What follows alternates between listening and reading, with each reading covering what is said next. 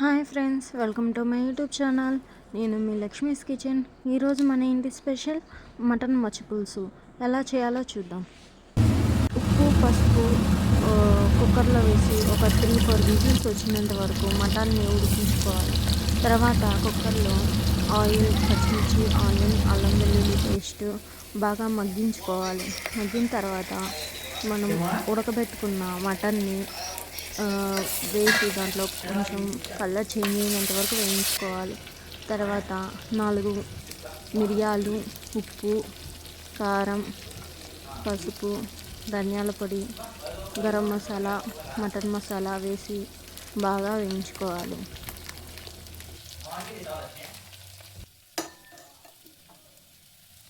Mutton ఉడికించుకున్న వాటర్ని కొంచెం కొంచెం వేసి కొంచెం అడుగు అంటకుండా బాగా మిక్స్ చేసుకోవాలి.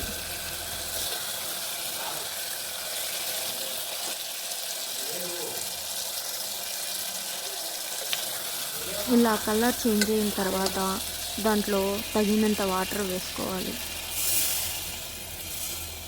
మనం ఉడికించుకున్న వాటర్ అలాగే ఎక్స్ట్రా గ్లాస్ వేసుకోవాలి. తర్వాత మనం ఉడికించుకున్న మటన్ని దాంట్లో నుంచి తీసేసి మనం నానబెట్టుకున్న బియ్యాన్ని దాంట్లో వేసి ఒక 3-4 విజిల్స్ వచ్చినంత వరకు అన్నంకి పెట్టుకోవాలి. తర్వాత మనం తీసి పెట్టుకున్న మటన్లోకి కొంచెం మ్యారినేట్ చేసి ఫ్రిడ్జ్లో పెట్టుకోవాలి. ఉప్పు, కారం, ధనియాల పొడి, గరం మసాలా, పసుపు, అల్లం వెల్లుల్లి పేస్ట్ వేసి బాగా మ్యారినేట్ చేయాలి.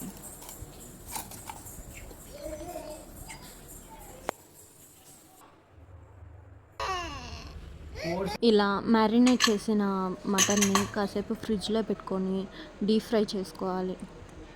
తర్వాత మన రైస్ రెడీ అయింది.